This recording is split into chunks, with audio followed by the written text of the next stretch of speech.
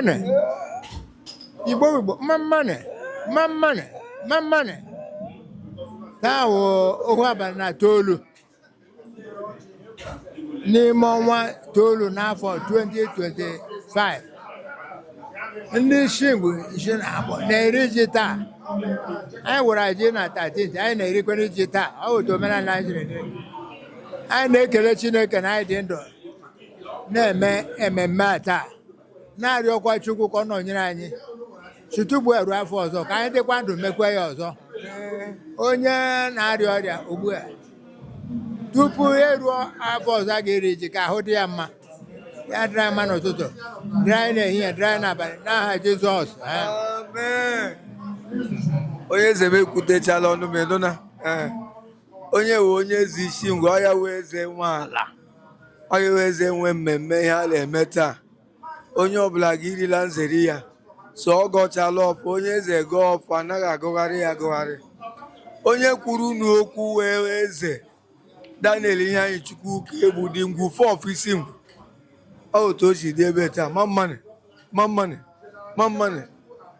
Timobi dị mma ọhịa omenala anyị ọhịa anyị nwa toro topute ọhịa ndị nna anyị ha na-eme anyị na-akpọ iri ji and I dey happy ịdị ndụ witness another one today. Unu m onye anyị nọ n'ụlọ ya our present chairman and the leader of our party, so I bịara bịakwa iri ya ugwu nọrọ anyị soro anyị mee the normal celebration anyị na-eme ọhịa na-eme once in every year. Thank you. Yes, omenala anyị dị mkpa. We will not allow our tradition to die in our own hands. And every youth that is above 20 years knows and understands that. And we do this same thing, even in diaspora. Our people celebrate New Year every time. It's a yearly activity we do every day. So for the youth, I'm sure Hannah watch and we hope that it will continue in their own hands. So, any level youths large back to farming in region and hello. Oh yes.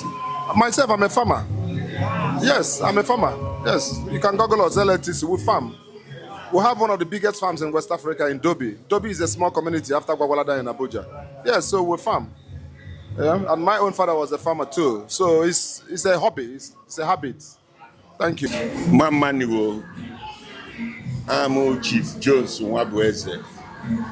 Iko ha okwishin. I le miri chita.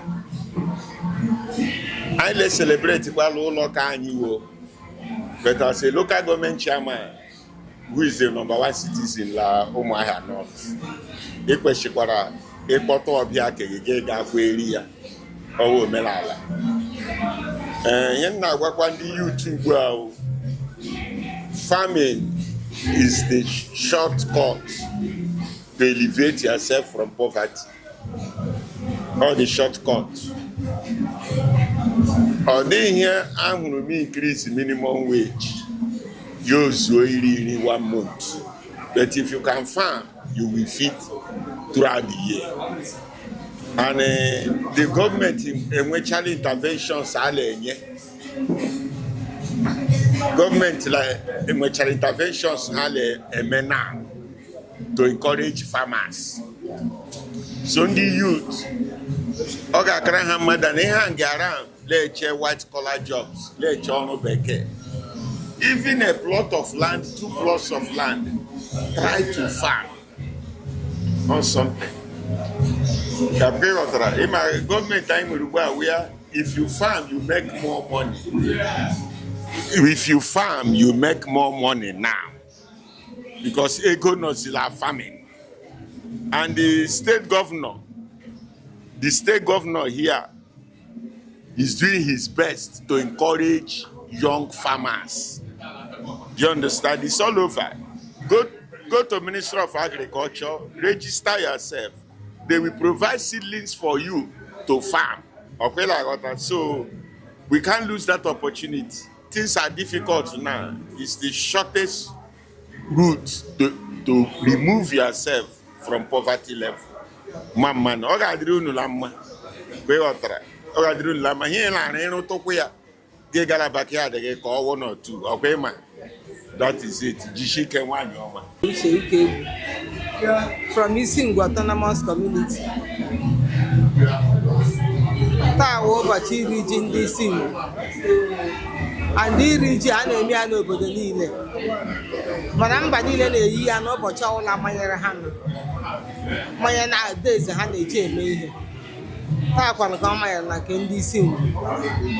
Anyị na-asị Chineke unu ahụrụ unu ile anya ebe niile, eluigwe kwanyere ndị Isingwu ugwu taa ka ha gaa n'iru rie ji ha nke ọma.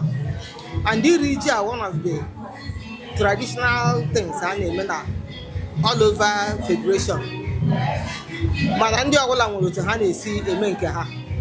And iri ji a na-eweta ihe a na-akpọ nchekọta n'otu, na-ewetakwa udo, na-eweta ọṅụ, na-eme ka ụmụaka ndị nọ n'obodo dị iche iche nwere ike gbarute n'obodo ha bịa mee observe otu a na-esi eme iri ji. Ọ na-awụ ihe oke ọṅụ nye anyị. Ọgwụkwa na anyị nwa ndị nọ nga anyị a na-eme iri ji, anyị mechekwara iri ji na nke anyị. But as a local government chairman, who the first citizen done a local government Umuahia, anyị bịakwara ya nọnyere ya nwee ọṅụ na ihe ọ na-eme n'ụbọchị taa. Anyị sị ka ọ dịrị unu na mma n'aha Jizọs. Amen.